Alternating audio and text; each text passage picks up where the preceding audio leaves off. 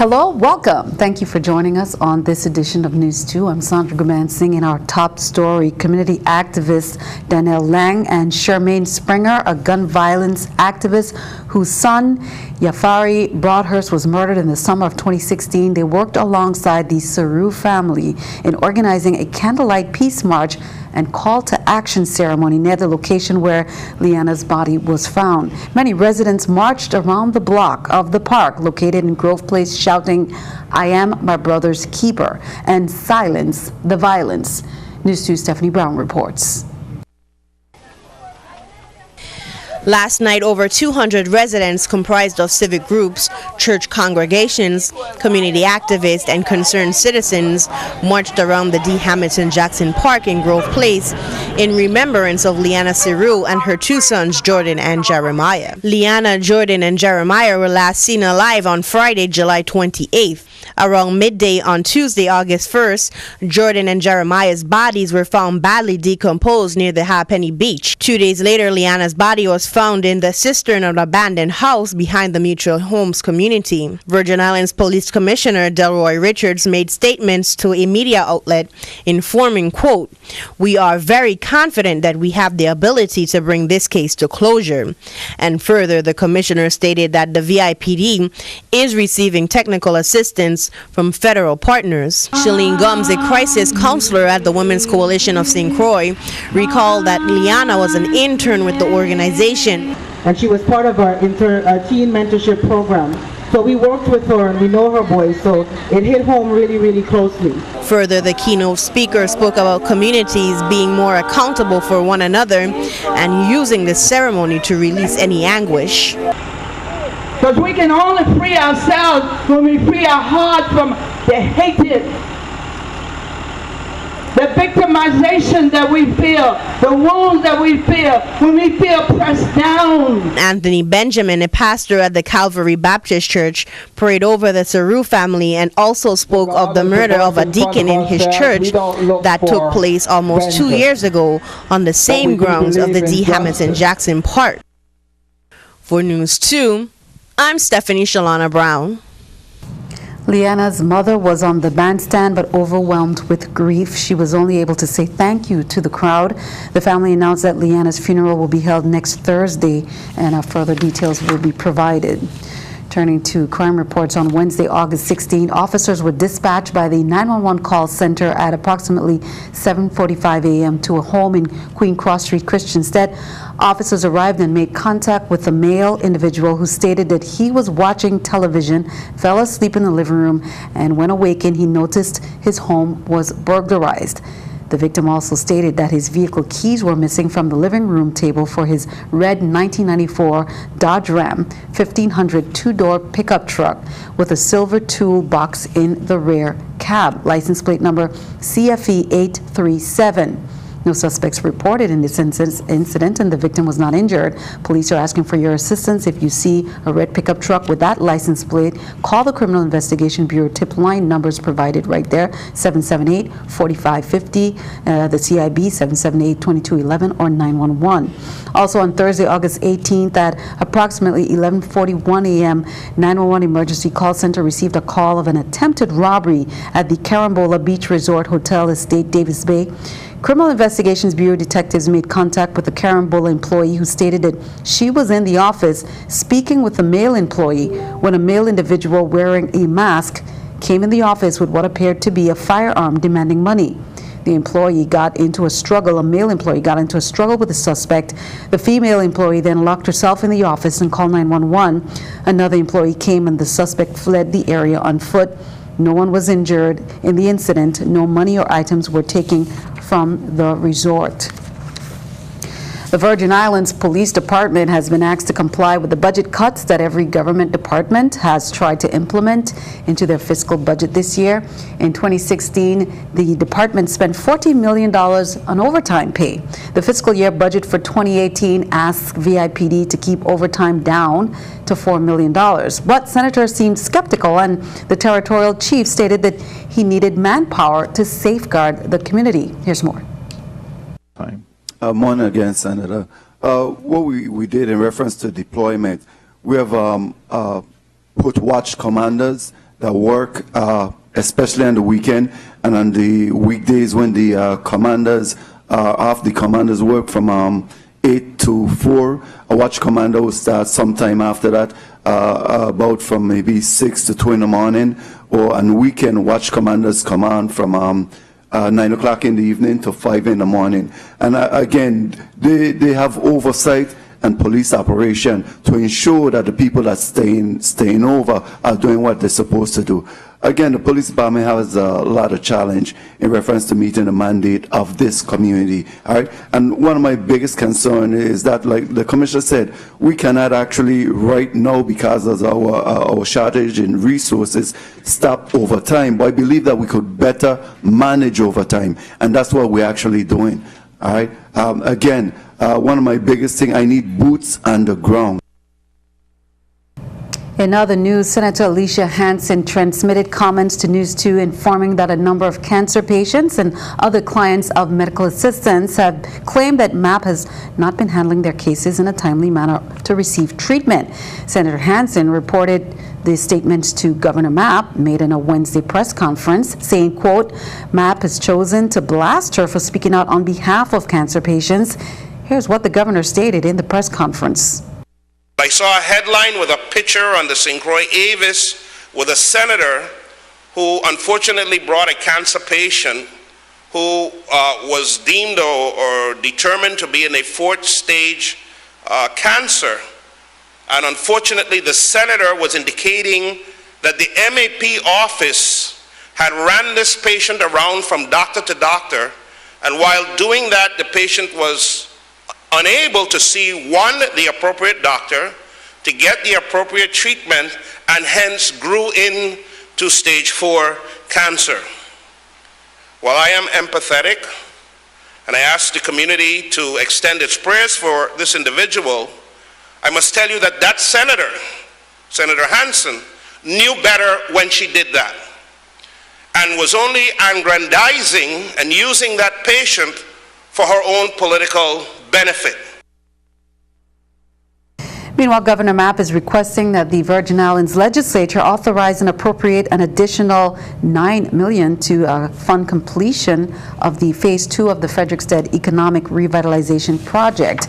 And noting that the amount previously approved for the project did not include cost of civil engineering requirements to protect persons and property in Frederiksted from flooding. The governor says that the original authorization of $18.65 million is inadequate. The proposed additional funding would include $6 million from a Lime Tree Bay Terminals fund originally designated for construction of storage tanks, not needed by the company at this time, $2 million from the Community Facilities Trust account created through the Diageo agreement, and $1 million from the St. Croix Capital Improvement Fund. Governor Mapp is also requesting that the legislature remove the September 30th, 2017 deadline for use of summer school maintenance, the $1,750,000. He said the Department of Education has launched a year-round maintenance schedule given the age of some school buildings and requires access to the funds until they are expended. MAP has nominated Elizabeth Armstrong and Hubert Turnbull to be reappointed to the governing board of the Virgin Islands Water and Power Authority. He has also nominated Gustav James to become the board's newest member. Now, Armstrong is the general manager of the Buccaneer Hotel on St. Croix and is a past president of the St. Croix Hotel and Tourism Association. Turnbull is manager director of TMT Sand Company, and James served the government most recently as commissioner of public works. Governor Mapp has requested that the nominees be considered favorably by the members of the VI legislature, who must confirm them for WAPA's board membership. Well, turning to some national news, Spain stops to honor the victims of the deadly attack in Barcelona. A minute of silence was held to honor the victims, with the country's prime minister and King Felipe VI in attendance. Police on Cambrils say they killed 5 suspected terrorists during a shootout. Officials say they believe that attack, along with a house explosion in another city Wednesday, were related to events in Barcelona Thursday. Anti-terror operations are underway in the country in the wake of the attack, the deadliest since the Madrid bombing in 2004. Authorities say the dead and injured represent 34 different nationalities. President Donald Trump's chief strategist, Steve Bannon, has been fired. The president has privately stewed over Bannon in recent days, including Thursday night from his golf course in New Jersey. He was furious with his chief strategist after he was quoted in an interview with the American Prospect contradicting Trump on North Korea and asserting that Bannon was able to make personnel changes at the State Department. Keeping our eye on the economy, some local news. Virgin Islands Next Generation Network, VINGN's president and CEO, Dr. Mark McGibbon, recently discussed the company's commitment to the people of the VI and VINGN's progress towards fiber delivery to homes and businesses throughout the territory in the recent June-July edition of Business View Magazine Caribbean. The featured article highlighted VINGN's work as a wholesale broadband internet bandwidth provider that was made possible through the completion of 4 major grants from the Nationwide Broadband Technology Opportunities Program, also known as BTOP. Also highlighted are the contributions of VINGN staff members. To read the entire article online, you can go to www.businessviewcaribbean.com. Ford agrees to a $10 million payout in order to end a harassment investigation. The automaker was accused of harassing women and black employees at a pair of plants in Illinois. The Equal Employment Opportunity Commission says it found probable cause that supported harassment claims. Officials with the EEOC also says Ford retaliated against workers who complained. Taking a look at the numbers there, we can see the Dow, NASDAQ, S&P all down, 76, 5, and 4. Coming up on News 2, if you intend to view the solar eclipse on August 21st, UVI will have some telescopes set up. Some information for you coming up next.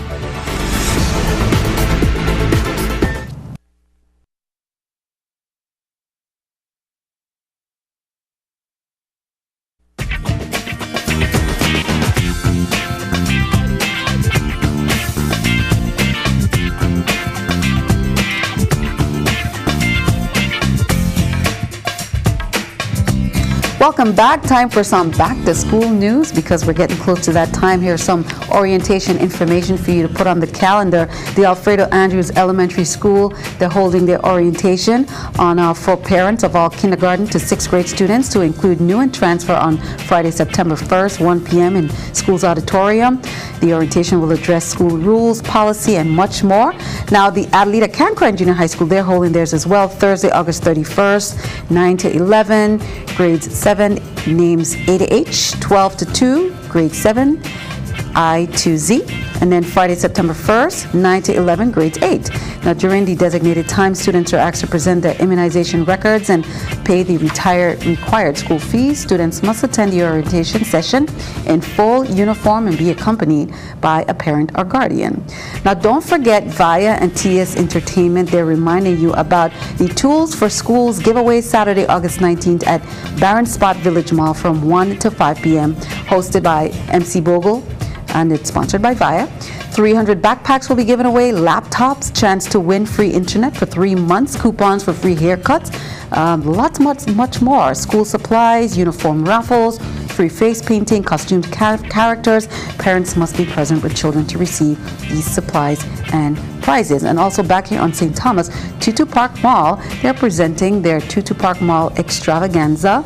That's Saturday, August 26, 12 to 3, singing, dancing, playing instruments, the school uniform do's and don'ts fashion show, face painting, balloons, backpack giveaways via lots of school supplies, and some laptops as well, so be sure to check that out.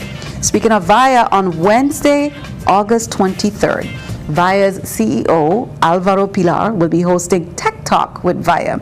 It's an opportunity for businesses and residential customers to experience via demonstrations, the capability of VIA's network. Although there will be a discussion about various telecommunications products, the focus will be on Gig Ethernet, Gig E, which is 1,000 Mbps with fully symmetrical speech to the end user device, and learn more about what this is all about.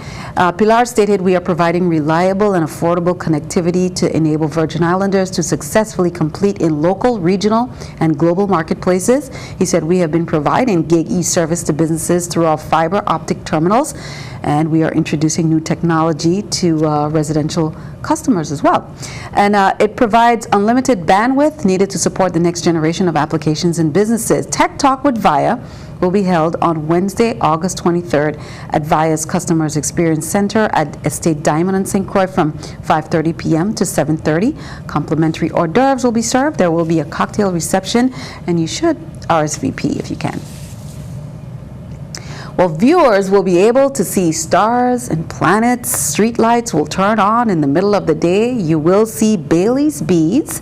Animals will begin their nighttime routine early. These are 5 strange and bizarre things the experts say can be expected to happen with the solar eclipse on Monday. We spoke with a local expert from UVI to hear more about what we can expect in the VI. Here's more. On August 21st, the USVI will experience a solar eclipse. During the mid-afternoon on this day, the Earth's moon will pass directly between the Earth and the Sun, blocking out about 90% of the Sun's surface as viewed from our vantage point in the USVI.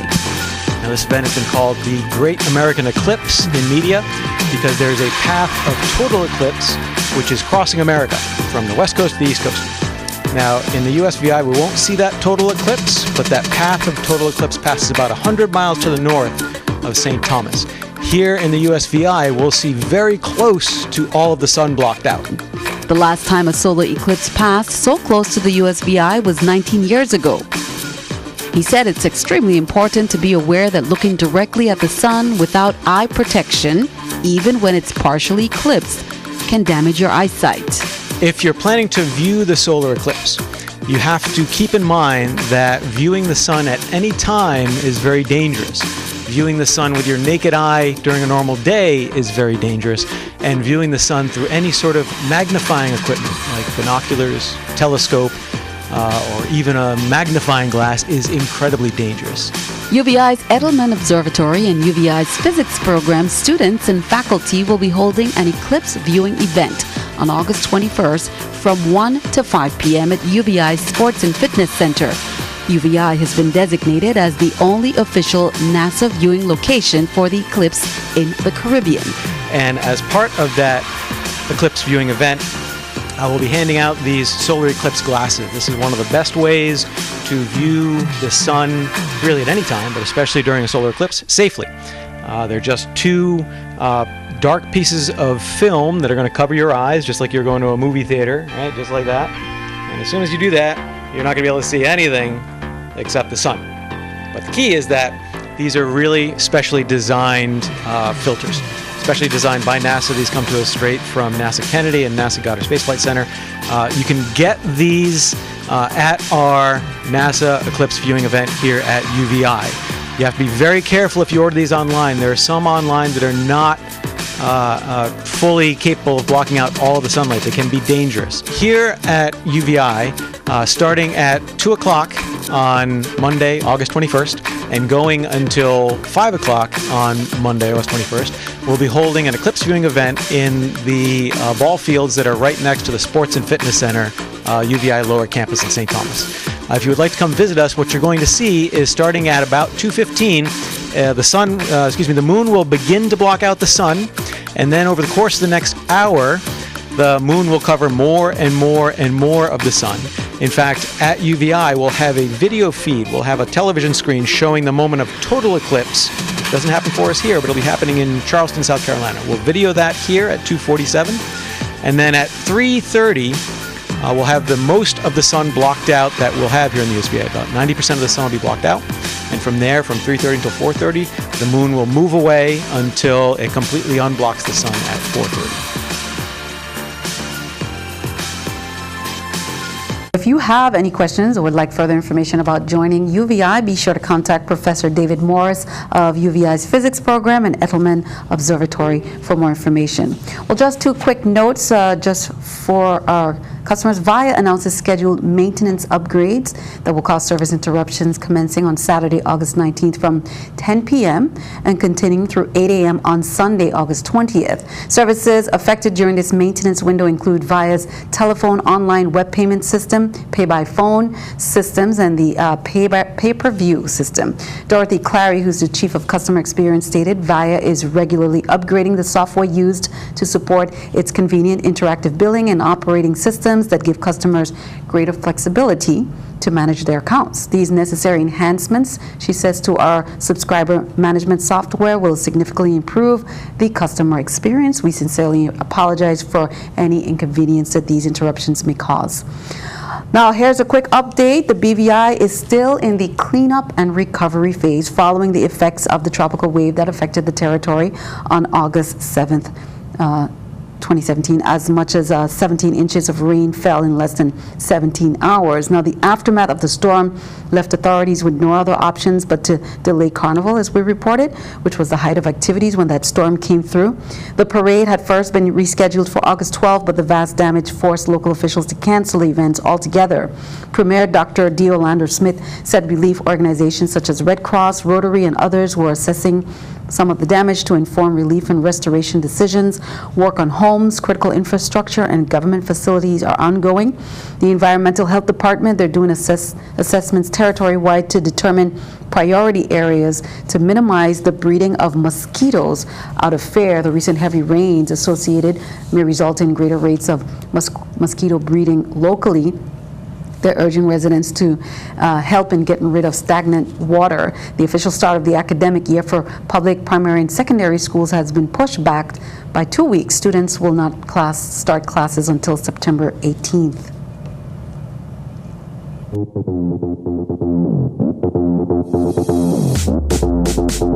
Well, time for some summer fun. Back to school is nearby, so take advantage on St. Croix. Have you ever taken the very scenic drive all the way up to Point Udall? It's at the far east end of the island. Not only does Point Udall offer some stunning panoramic sea views, it is historically known as the easternmost point of the United States, home to the Millennium Monument, named for former Secretary of the Interior Stuart Udall. The Millennium Monument comes into view right in front of you there. The monument was designated by Bill Rich and erected in 2000 to commemorate the beginning of a new millennium for the United States. The sun rises on U.S. soil. It's they has the giant sundial, which is fitting since Point Udall is the first place the sun rises on U.S. soil. In fact, special ceremonies were held at Point Udall as the sun rose on the most easternmost of American soils in the Western Hemisphere on the first day of the new millennium, which was January 1st, 2000. There is a huge sign denoting Point Udall on the retaining wall at the base of the monument, and there are also some nearby hiking trails to take advantage of. Well, summertime fun continues. McDonald's presents its newest Happy Meal collection of fun plush characters from the Emoji Movie. Emojis are the cute little emotions of smiley faces, animals, and fruit on smartphones. They have long been part of the texting and online culture, and they stopped by VIA and RTV2 studios to say hello. These global pop culture phenoms change the way people communicate, and they express their emotions, and they're now available at McDonald's restaurant as part of the Happy Meals. Youngsters were invited today to meet the emoji characters Gene and Jailbreak right there as they toured the territory with a special meet and greet party at McDonald's Tutu Park and Lockhart Gardens here in St. Thomas. Tomorrow, it's St. Croix's turn. Saturday, August 19th, they will be on St. Croix visiting the McDonald's Golden Rock restaurant at 12 p.m., followed by McDonald's Villa Lorraine at 2 p.m. Everyone is encouraged to join that party and have their photos taken with these very lovable characters. Well, be sure to stick around. What's happening weather-wise? There's some new developments out there. Your News2 AccuWeather forecast is coming up next.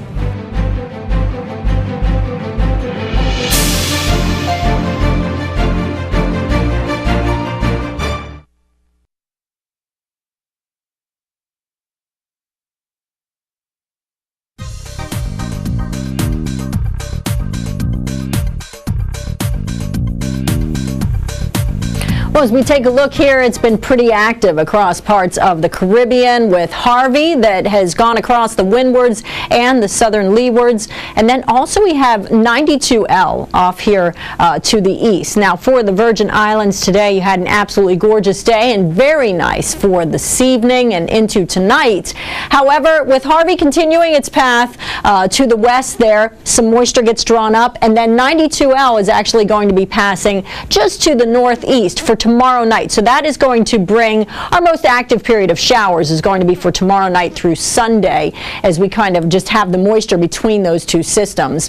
And you can see our estimated radar clearly. It's been nice across the Virgin Islands. The real problems have been for the windwards and the southern leewards. But for tonight, for our area, mostly clear. Beautiful evening, a very nice night with a temperature of 80 degrees. For St. John tomorrow, we're going to see a couple of brief afternoon showers. And as I mentioned, the increased activity comes tomorrow night and then on Sunday as well. 89 degrees in St. John, 89 in St. Thomas with a couple of brief afternoon showers and more clouds starting to come in.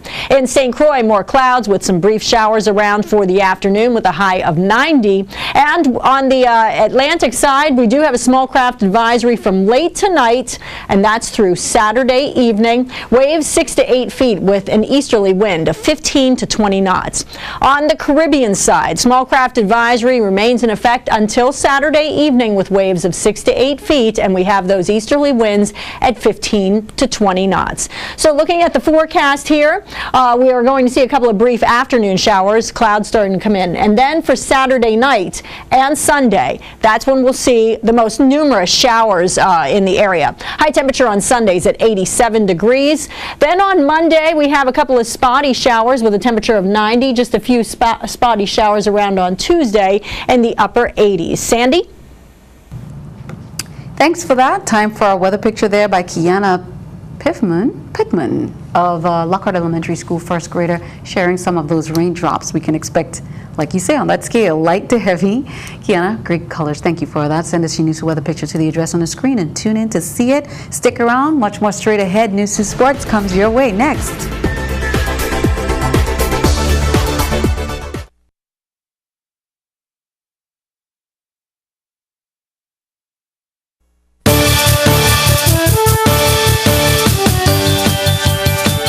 I'm Gary Anthony, and this is News2 Sports. The Paradise Jam Summer Tour continues to bring quality college basketball to the court at the UVI Sports and Fitness Center.